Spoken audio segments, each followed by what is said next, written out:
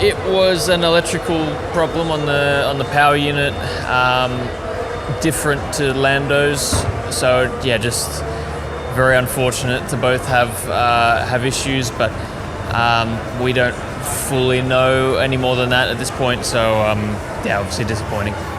I think try and learn what we can by watching the race, and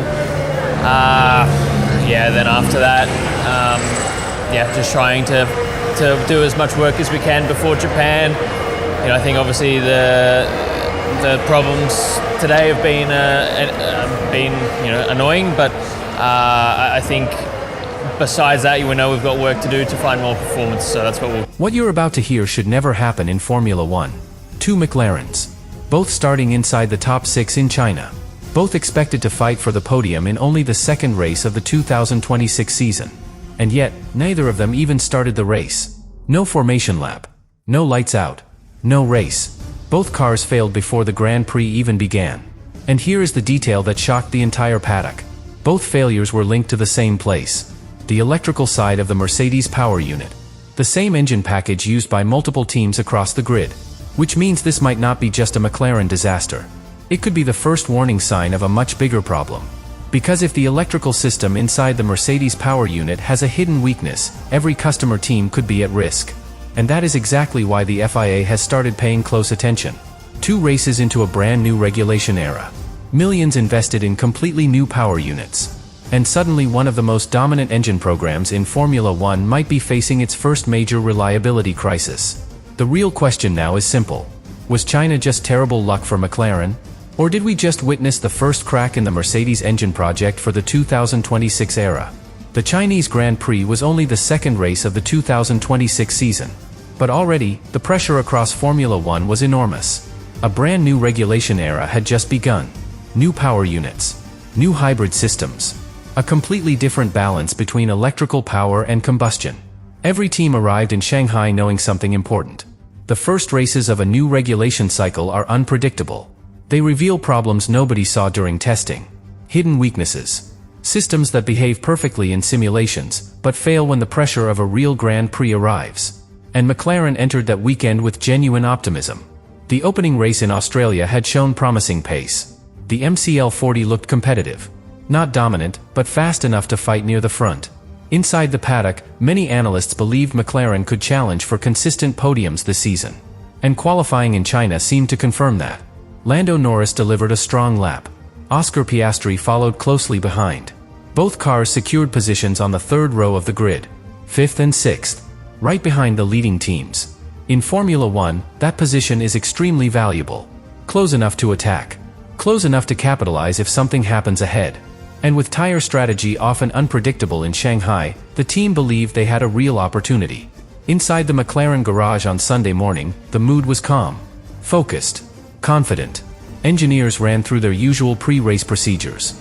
System checks. Energy deployment calibrations. Final telemetry reviews. Everything appeared normal. But then, about 1 hour before the start of the race, something unusual appeared on the data screens. An electronic irregularity on Norris's car. At first, it looked minor. The kind of issue that occasionally appears during system initialization. Still, the team reacted immediately. Mechanics began removing the floor of the car. Panels around the rear of the chassis were taken off. Engineers started inspecting the electrical components surrounding the power unit. Laptops were connected. Diagnostics began running. Inside the garage, the atmosphere suddenly shifted. What had been a calm pre-race preparation turned into a race against time. The clock was ticking. Cars would soon leave the pit lane for the grid. After several minutes of investigation, the team believed they had found the problem. The system appeared stable again. Sensors looked normal. The car seemed ready to go. But then came the critical moment. When the team attempted the final power unit fire-up procedure before Norris would leave the garage, the system failed. The engine did not start. Not because of fuel pressure. Not because of the internal combustion engine. But because the electrical side of the power unit suddenly stopped responding. An electrical failure deep inside the system. Despite multiple attempts to reset the system, the car remained silent. And suddenly, McLaren realized something alarming. Lando Norris might not start the race at all. Inside the garage, mechanics worked desperately. Emergency reset procedures. System reboots. Last-minute diagnostics. But the problem refused to disappear. Meanwhile, the rest of the grid was already preparing for the formation lap. Drivers were climbing into their cars. Engines were firing up across the pit lane. And Norris's car was still completely lifeless. But what nobody in the paddock knew at that moment was that this was only the beginning of the problem. Because while McLaren engineers were fighting to revive Norris's car inside the garage, Oscar Piastri's car was already sitting on the starting grid. And for a few minutes, everything looked perfectly normal. Until the team attempted to restart the car. And suddenly, the engine refused to start. Another electrical failure. Another system shutdown. And now the situation had gone from worrying to completely shocking. For a few seconds, nobody understood what was happening. One McLaren failing to start was already a major problem. But two cars failing, at the same race, just minutes apart? That almost never happens in Formula 1. Oscar Piastri had arrived on the starting grid without any warning signs. The telemetry looked normal. Engine temperatures were stable. Electrical systems showed no red flags. Everything suggested the car was ready for the race. Then came the restart procedure on the grid. The moment every Formula 1 car must fire up again before the formation lap. And suddenly, nothing. The engine did not respond. No ignition. No power. The system simply refused to activate. Another electrical failure linked to the power unit. Within moments, McLaren engineers realized the nightmare scenario unfolding in front of them. Both cars were now affected. Two completely different failure moments. But both connected to the same critical subsystem. The electrical side of the Mercedes power unit. The team immediately attempted emergency procedures. Engineers tried to reset the electronics. Mechanics rushed to the grid. Systems were rebooted again and again. But the result never changed. The car would not start. And that was the moment the race ended for McLaren. Before the lights even went out, both cars had to be pushed away from the grid and back into the pit lane. Inside the garage, frustration turned into disbelief. Because this was not a minor reliability issue. This was something much bigger. For the first time in the team's entire history, both McLaren cars failed to start a Grand Prix because of reliability problems. And immediately, the entire paddock started asking questions. Serious questions. Because when two cars from the same team suffer similar failures at the same race, engineers always look for a common factor. Something shared. Something fundamental. And in this case, the shared element was obvious. The power unit. More specifically, the electrical side of the Mercedes hybrid system. Under the 2026 regulations, that part of the engine is more important than ever. The new generation of power units relies heavily on electrical energy. Energy recovery systems capture huge amounts of power. Energy deployment plays a much larger role in acceleration. And the synchronization between the electrical system and the combustion engine must be perfect. If that balance breaks, the car cannot function. It cannot run. In some cases, it cannot even start. Which is exactly what happened to McLaren in China. But the implications go far beyond one team missing a race. Because McLaren does not produce its own engine. They depend on Mercedes' high-performance powertrains. The same supplier used by multiple teams across the grid. Which means this incident immediately raised another possibility. What if the problem is not unique to McLaren? What if this is a deeper reliability issue inside the Mercedes power unit itself? And that question is exactly why the story did not end when the Chinese Grand Prix finished. In fact, that is when the real investigation began. The moment the Chinese Grand Prix ended, the focus inside the paddock immediately shifted. Not to the winner. Not to the podium. But to the McLaren garage. Because what happened in Shanghai was too unusual to ignore.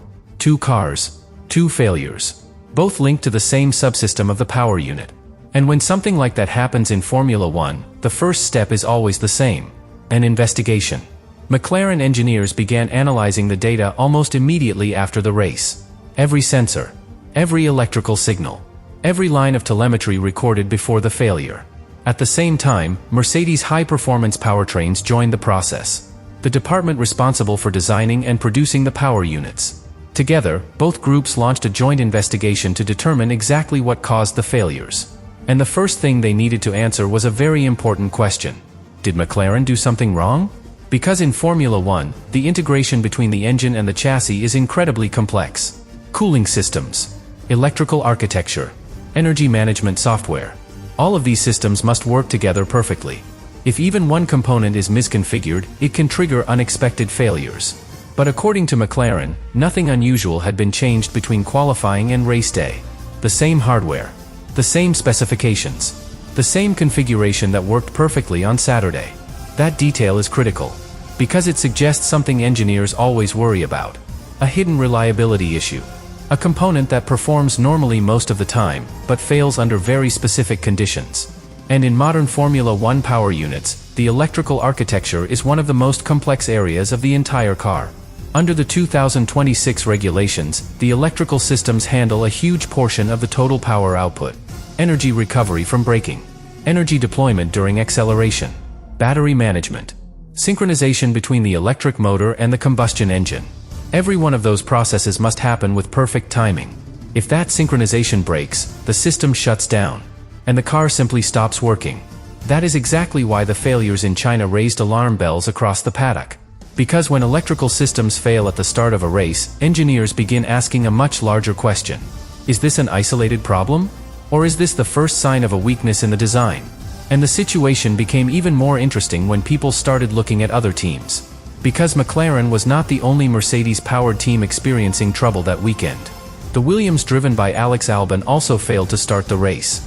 The Audi of Gabriel Bortolito suffered similar problems that prevented it from taking the start. Different teams, different cars, but all using Mercedes power units. Now, that does not automatically prove a common cause. But inside Formula One, patterns like that immediately attract attention. Especially from the FIA. The governing body does not investigate only rule violations. They also monitor technical patterns that could affect the fairness and reliability of the championship. And when multiple teams begin experiencing issues related to the same engine supplier, regulators start watching closely. For now, Mercedes maintains a calm position. Their engineers are working with McLaren to identify the root cause. Publicly, the message is simple. These were isolated incidents. Unusual coincidences. Problems that will be solved quickly. But inside the paddock, the conversation is more cautious. Because Formula One engineers know something important. The first failures of a regulation era rarely appear during testing. They appear during races. Under real pressure. Real temperatures. Real energy loads. And the 2026 regulations have pushed electrical systems harder than ever before. Which means the failures we saw in China might not be the last. If another Mercedes-powered car experiences a similar issue in the next races, the entire narrative will change. Suddenly, the conversation will no longer be about McLaren's bad luck. It will be about the reliability of one of the most important power units on the grid. And if that happens, Mercedes could find itself facing a problem far bigger than a single race weekend. A problem that could influence the entire championship.